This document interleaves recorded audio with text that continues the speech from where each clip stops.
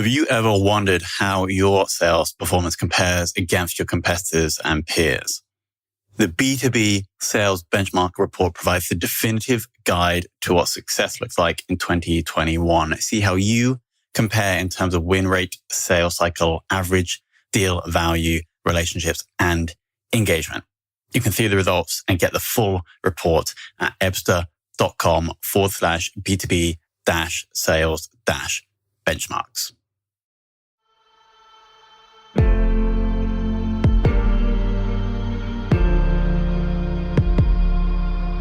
This is Sales Ops Demystified, the number one most downloaded podcast in sales operations.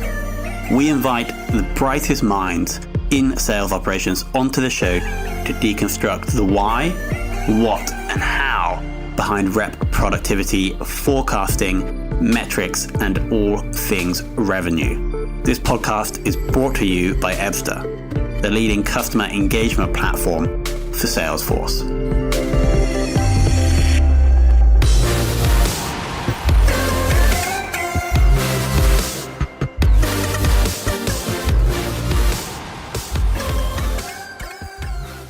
Hello and welcome to another very special episode of the Sales Ops Demystified podcast. Now, today we're joined by Carolyn Mellor, who is currently running the sales/RevOps at Procore, but also has extensive experience running sales operations at PayPal, I think about 6 years. So I'm super excited about this discussion and diving into the operation of these two businesses. So Carolyn, welcome to the show.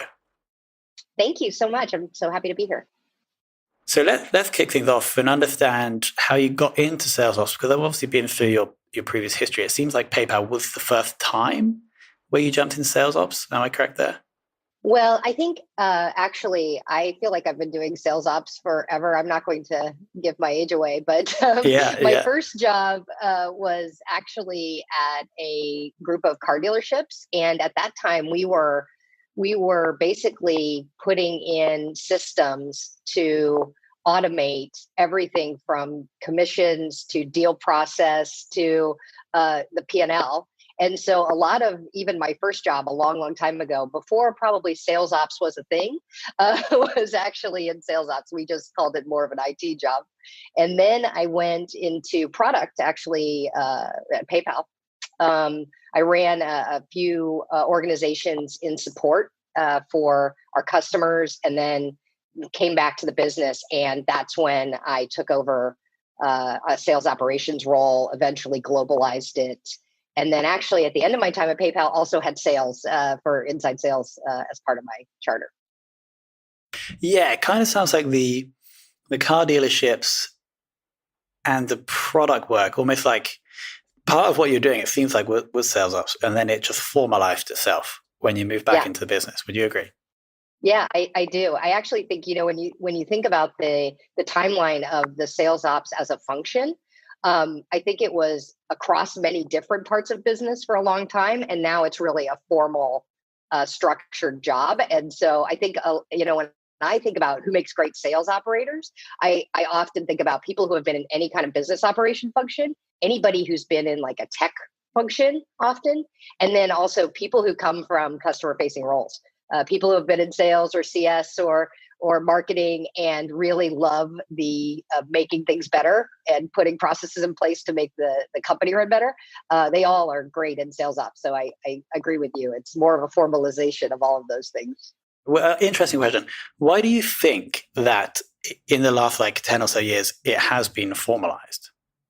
Well, I think that, with especially in my love for inside sales, of course, but I feel like especially with the ability to do digital marketing, digital communication with folks, the need for operationalization of sales has become more and more of a reality. And if you look at, even when I look back at my car dealership, everything was going through some kind of salesperson. So with technology coming to the fore, making that more efficient and helping them do their job better and giving them what they need to do their job better, that was all something that technology instigated. right? And so now, as technologies become so much more pervasive, whether it's CRM or digital marketing or any of the things that we use in sales operations, it becomes more of a formal practice where you can use best practices, you can make things better for the sales teams as well as the company. And so I think that's why. Yeah, totally makes sense. Now, zooming into today at Procore, could you give us an overview of the sales tech stack you're running? I think that would take a long time. So I'll tell you how we think about it. Procore is a very high growth business. And so it's been growing, exponentially year over year for the last several years. And so like any business of that kind, we have a wide and varied tech stack. But what we use, and I think the best advice I can give, is organize around principles when you think about tech stack.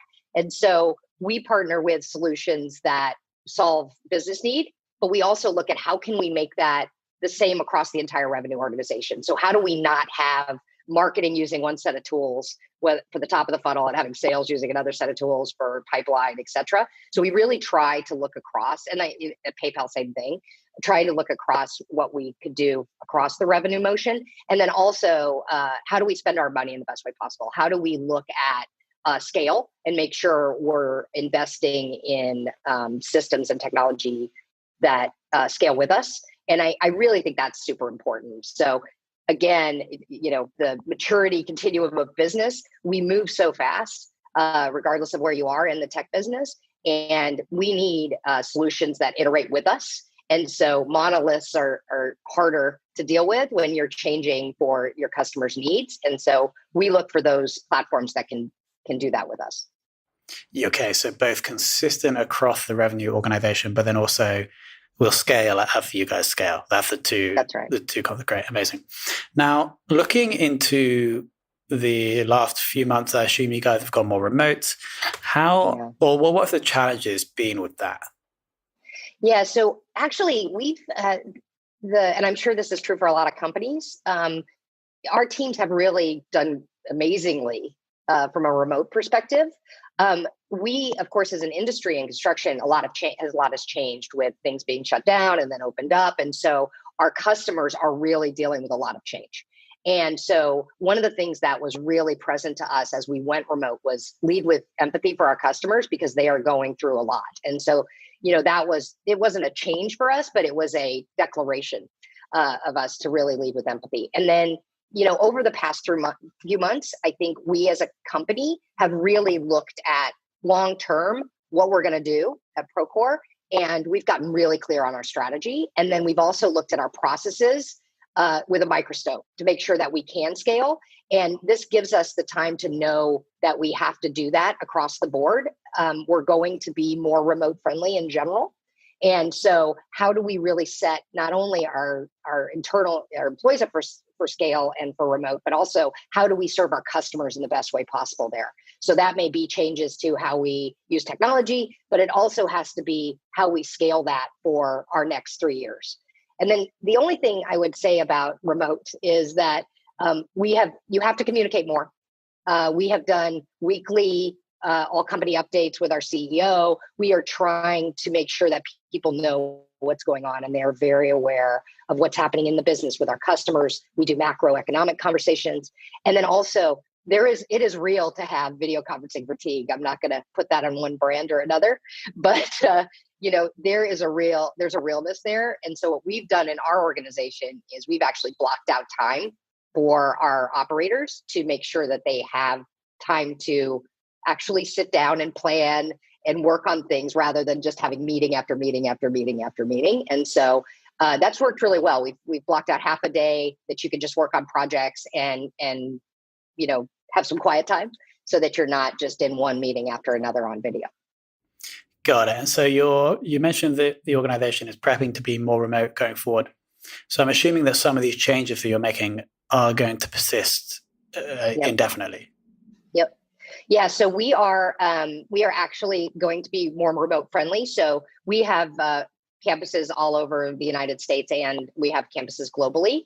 And so we will keep that. I know a lot of businesses are saying they're going fully remote. We are absolutely going to still have places and offices where people can go in, but we want people to feel safe and to do that at their own speed. And so we're looking at how do we make sure that we go back at the right time and that everybody's comfortable and that our culture still persists. So we really feel we are people first company. We really feel culture is important. And so we are talking about how do we do that remotely, but also how do we do that in our offices when people go back to the office. Awesome. Have any of the targets or objectives changed over the last few months? So of course, we've had some changes due to COVID, and really we're making small changes so that we can make sure we're managing our business accordingly. But at the end of the day, we are still we want to make our salespeople and our customer facing people successful. And so that's our main goal. How do we make sure the revenue teams are set up to talk to our customers, be successful, serve them in the best way possible? And so we are adapting to COVID, but we really have the same mission from an operations perspective as well as a company perspective. Got it. So not that much have changed. Maybe targets have tweaked slightly. We have some operational and cultural changes about remote, but overall the strategy is still the same. And I assume the growth is just going to continue. That's right. That's the plan. Amazing. Now onto the forecasting process. How does that work typically? And have you had to tweak that process or the way you forecast in the last few months? Yeah. So in COVID, things changed. And so, the way you forecast is going to alter a bit. Especially if you're looking at past trends or you're using that as any kind of, input into your model, you have to look at the fact that may have changed because of COVID, whether you're growing exponentially because of that or whether you're seeing buying changes in your customer base. And so absolutely, we actually took the same approach with the ACUs. We doubled down on forecasting. We started talking about what should we be doing and thinking about how we operate in this new normal. So absolutely, we looked at how we could change as an operations team so that we can make the best forecast possible. I would just double emphasize the over communication of that. So talking about that a lot and thinking about that all the way up into the executive team and what that means for us. And then, I do think that these all company updates and that weekly conversation on the economy, what's happening out there, what we're seeing was really an important part of this, because it was really important that all of our employees, regardless of if they're forecasting for sales or whether they're looking at how they're going to serve their customers in the CS teams, they really needed to know what was going on so that they could feel comfortable with all the change and really feel informed. And so I think that was really an important part of it. God, that makes total sense. So ensuring the information flow is still happening, even though you're remote. And there's a few things you're doing around that, because how can you forecast accurately if people around the business don't know what's going on? That's right. Amazing. Well put. Thank you. I think because I'm not that technical about sales operations. My marketing is background, and so when I take this in, I like to simplify it massively, which is great for the audience that are not so informed. But it might be an oversimplification at the same time. But anyway, awesome. Now KPIs. Sorry about my little French bulldog. No problem. The more people on the call, the better, in my opinion. We had a great episode actually a few months ago with a lady from MongoDB, and we actually had the lady's child on the interview. And that's awesome. It was great. It was so cool. That is awesome. That's one of my favorite things about this whole time is that we've gotten to see people's kids, people's dogs. Procore is a dog-friendly office for the most part, so dogs were normal for our business, but getting to see people's kids and it's awesome. My EA has a little daughter who's 5, and she often comes by to say hi when we're on calls. So that's great. Yeah, and it's like you expect that you wouldn't get to know people better when you're not with them in person, but actually you have the opportunity to get to know them better because you're inserted into their lives. That's right. Anyway, back to sales operations. I like to talk about KPIs. Now, over your time, both at PayPal and Procore, what has been a particularly useful sales metric that you enjoy following? Oh, that's a great question. Thank you. So I think productivity in general is a very interesting metric, whether that's win rates or whether that's how things are moving through the pipeline or whether that's closed dollars. I feel like that is really the key to everything we do, right? And it allows you to see things that happen and ask the questions you need to do to change or give more to the teams. And so that is really, like, at the end of the day, that is the base of everything we do, is productivity of our revenue teammates. And so that's the one that I follow and the one that I'm really excited about. I will tell you, though, that one of the things that always to me is really instrumental when it comes to KPIs is getting clear on what they are and measuring them consistently. So whether you're in a huge business where you've built up all of these different locations and geos and everybody's measuring differently, or whether you're in a small business where you're just trying to grow into being able to measure and affect change, I think that being consistent and having, governance and information around what you're measuring and what it means, I think is super important. And it's something that, I always, from an operator perspective, that is the key. If you all are talking different languages, you can't affect what you need to affect to make the business run better. Makes total sense. Have you been looking at any different metrics over the last few months? Or does your thesis of those having consistent metrics, have that stayed true? Yeah, so we have the same metrics we've always had.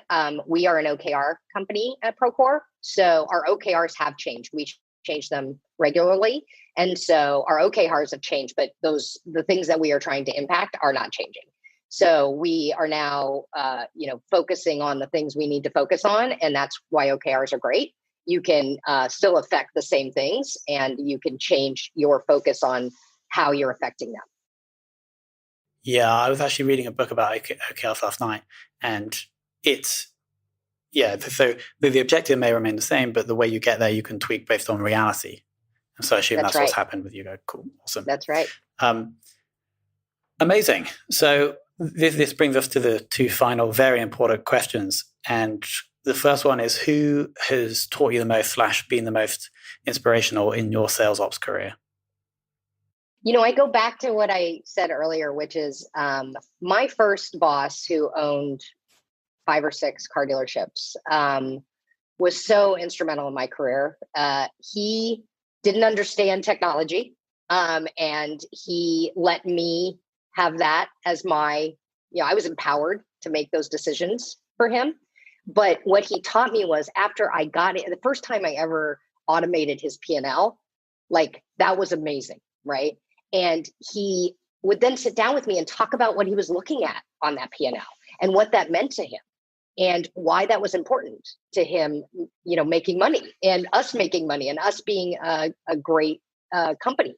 And, that's where I got into this conversation about productivity and how we do better there. And how do you save costs, but do it in a way that actually augments the business. And so he was my first mentor, and he really taught me so much about what sales operations could mean to a business.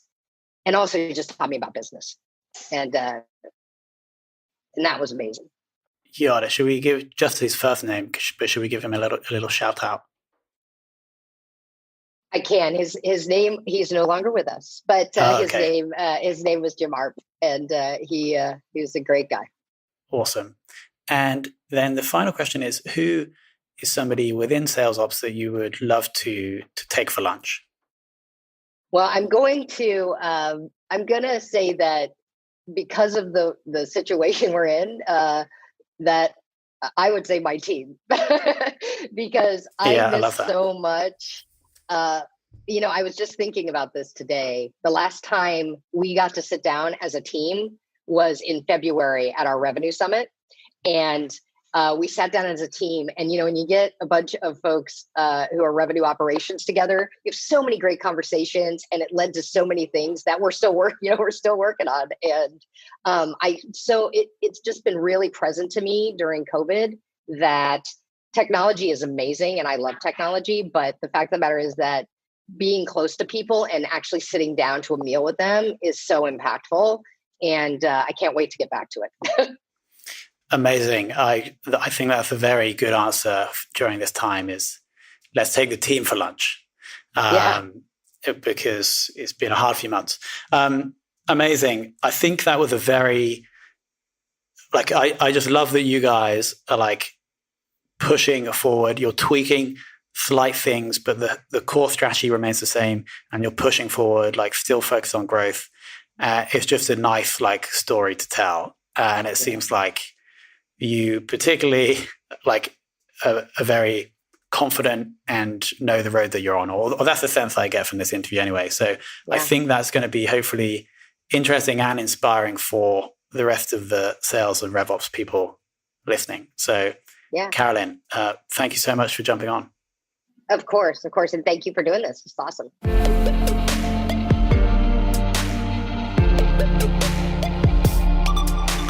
Thank you for listening to this episode of the Sales Ops Demystified podcast. If you are listening on a podcast listening application, then please subscribe, rate, and review. And if you have any questions about the show, if you know a guest, or if you have any questions about sales operations, just hit me up at tomhunt@ebster.com. That's tomhunt@ebster.com.